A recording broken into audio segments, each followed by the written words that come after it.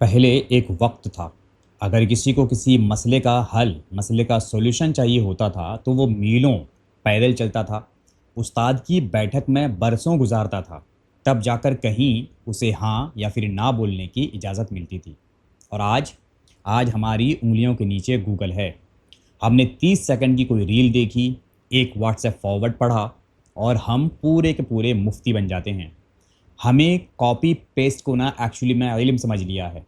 आज हम बात करेंगे उस खतरनाक ट्रेंड की जहां हर दूसरा शख्स यूट्यूब के आधा अधूरे क्लिप्स देखकर लोगों के ईमान का फैसला कर रहा है।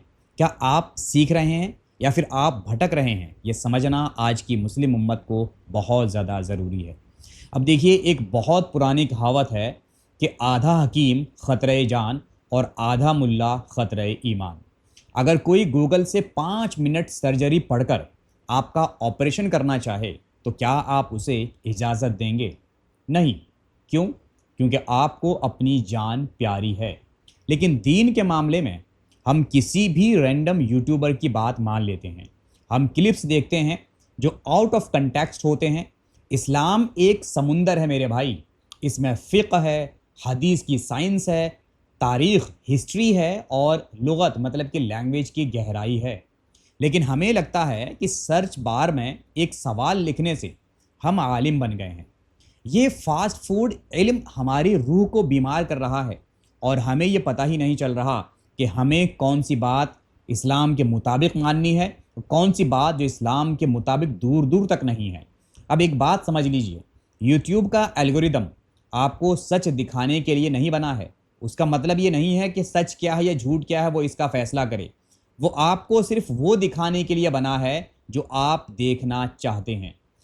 ये इस बात पर निर्भर करता है कि आप क्या देख रहे हैं और इस पर आप किस तरीके से रिएक्ट कर रहे हैं। आज के समय में जो जितना चिल्लाता है, जो जितना कंट्रोवर्शियल थंबनेल्स बनाता है, हम उसे ही बहुत बड़ा स्कॉलर मान लेते हैं। हमने स्कॉलर को ना सेलिब्रिटी बना दिया है। हम उनके बीच फैन वॉर करवा देते हैं। देखिए, मेरा वाला मुफ्ती सबसे बेस्ट है। नहीं भाई, मेरा वाला मुफ्ती सबसे बेहतर है।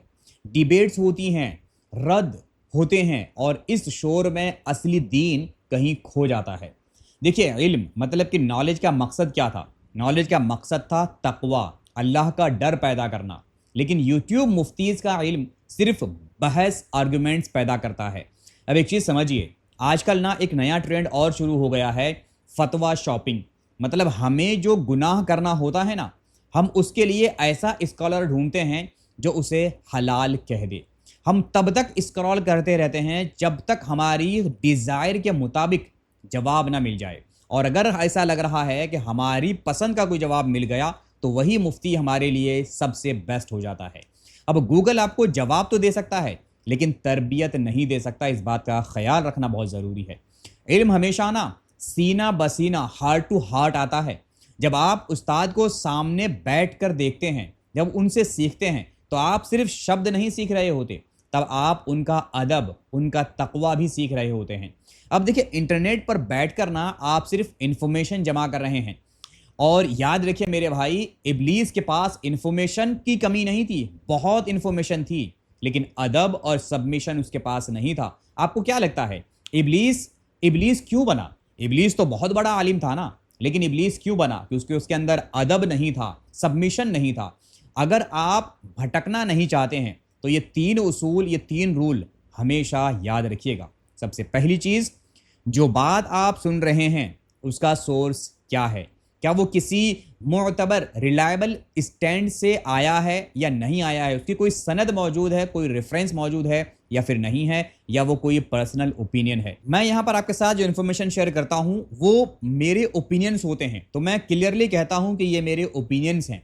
अब यहाँ पर अगर मैं कोई हदीस की, कोई फ़िक़्ह की बात करूँ, कोई मसलो मसाइल की बात करूं, तो ज़रूरी है कि मैं उसको पहले वेरीफाई कर लूं।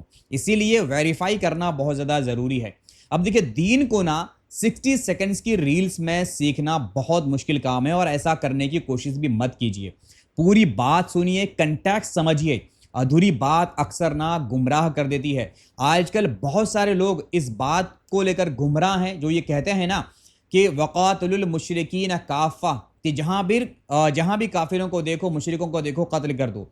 लेकिन क्या इस बात का कंटेक्स्ट आज कोई समझ रहा है? इस बात का कंटेक्स्ट समझे बिना आज के दौर में मुस्लिम्स बदनाम होते जा रहे हैं। तो हमें समझना जरूरी है कि किस बात को किस कंटेक्स्ट में कहा गया है और उसका मतलब क्या था, उसका मकसद क्या था। जब तक आप उसका पूरा कंटेक्स्ट नहीं समझेंगे तो 60 सेकंड की 30 सेकंड की रील आपको गुमराही करेगी। इसके बाद अगली चीज है कि अपने आसपास के सही परहेजगार और पढ़े लिखे स्कॉलर से जुड़िए। नाम के मुफ्तियों से जुड़ने की जरूरत नहीं है, बल्कि कोशिश कीजिए ऐसे लोगों से जुड़ने की जो पढ़े लिखे हों, समझदार हों। उनके पास जाकर बैठिए, सवाल कीजिए, लेकिन अदब के साथ।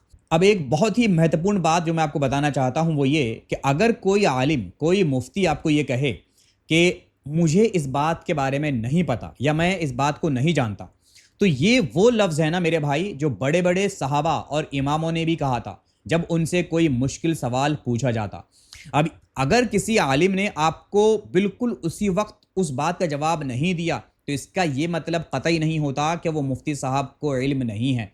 अब देखिए, आप जिस भी फील्ड में हो, मुझे नहीं पता आप इंजीनियर हैं, डॉक्टर हैं, वकील हैं, क्या हैं, जो भी हैं, क्या आप इस बात की गारंटी ले सकते हैं कि आपको उस फील्ड की हर एक बात के बारे में नॉलेज है?